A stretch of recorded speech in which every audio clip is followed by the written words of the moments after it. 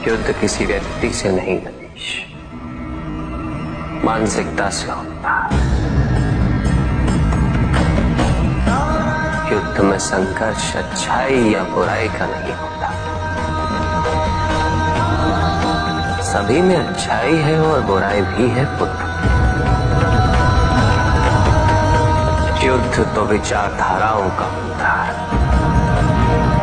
व्यक्ति अपने पराक्रम पर, अपनी क्षमता पर विश्वास कर युद्ध करता है और जब उस विश्वास को क्षति पहुंचती है तो सब कुछ निरर्थक प्रतीत होने लगता है। किंतु आपसे पराजित होकर भी लोहितांग क्यों नहीं समझ रहा? उसे अपनी स्वतंत्र इच्छा का उपयोग कर उचित मार्ग पर चलने का प्रयास करना चाहिए। व्यक्ति अपने को खो दे समझती है, व्यक्ति अपने को समर्पित कर दे, छोड़ दे अहंकार को, तो भ्रम की इच्छा ही पूर्ण होती है और अभी भी वही फलित हो रही है। ऐसा नहीं है कि हम उससे भिन्न फलित करा लेंगे, लेकिन व्यक्ति भिन्न फलित कराने में लड़े, टूटे, नष्ट हो। एक नदी में एक बार बाढ़ आ गई पुत्र। दो छोटे से तृण उसमें बह रहे थे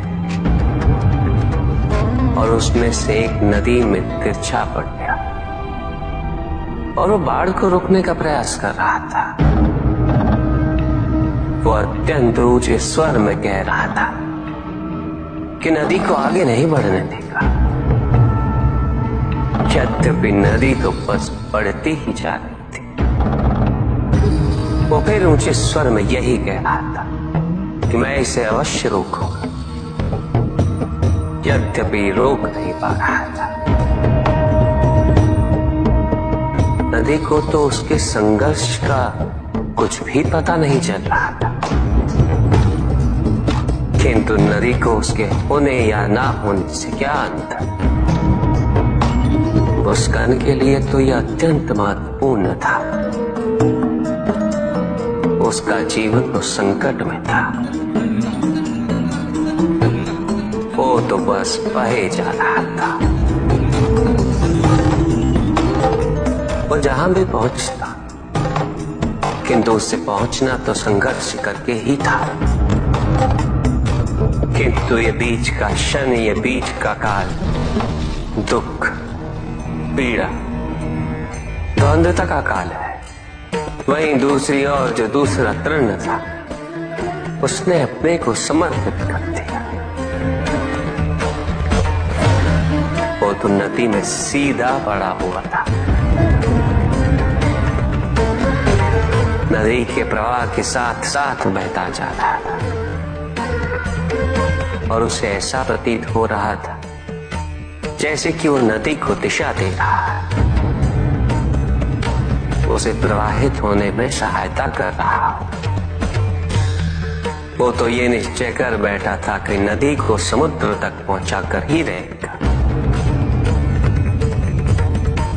किंतु नदी को उसकी उपस्थिति का भी आभास नहीं था। नदी पर उन दोनों के होने या ना होने का कोई प्रभाव नहीं था। नदी तो बस बहे जा रही थी। ब्रह्म की इच्छा को जाना नहीं जा सकता, किंतु ब्रह्म के साथ एक अवश्य हुआ जा सकता है और तब व्यक्ति की अपनी इच्छा तो खो ही जाती है, केवल उसकी इच्छा ही शेष रह जाती है। लोहितांग को अपनी आगे की यात्रा पूरी करने हेतु अत्यंत महत्वपूर्ण निर्णय अवश्य लेने होंगे। केवल उसके अहंकार को, अभी तो उसके आत्मसम्मान को भी क्षति पहुंची। जहां से इस युद्ध का अंत हुआ है, वहीं से लोहितांग के अंतर युद्ध का आरंभ हुआ है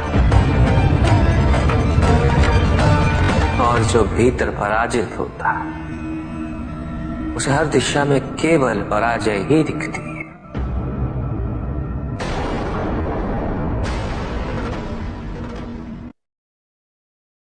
एक प्रश्न पूछ सकता हूं? अवश्य ऋषि कश्यप। यहाँ प्रश्न नहीं, वहां जिज्ञासा नहीं, और जहां जिज्ञासा नहीं होती वहां ज्ञान की वृद्धि नहीं हो सकती। निसंकोच होकर पूछिए। प्रभु, आप तो कालोपरी हैं, सर्वज्ञ हैं, त्रिकालदर्शी हैं। चारों ओर ये जो अज्ञान का अंधकार फैल रहा है उसमें ज्ञान का मूल अर्थ कहीं ना कहीं खोता जा रहा। मेरा आपसे विनम्र निवेदन है प्रभु, किसी अन्य विषय पर चर्चा आरंभ करने से पूर्व हमारे और इस समस्त संसार के कल्याण और मार्गदर्शन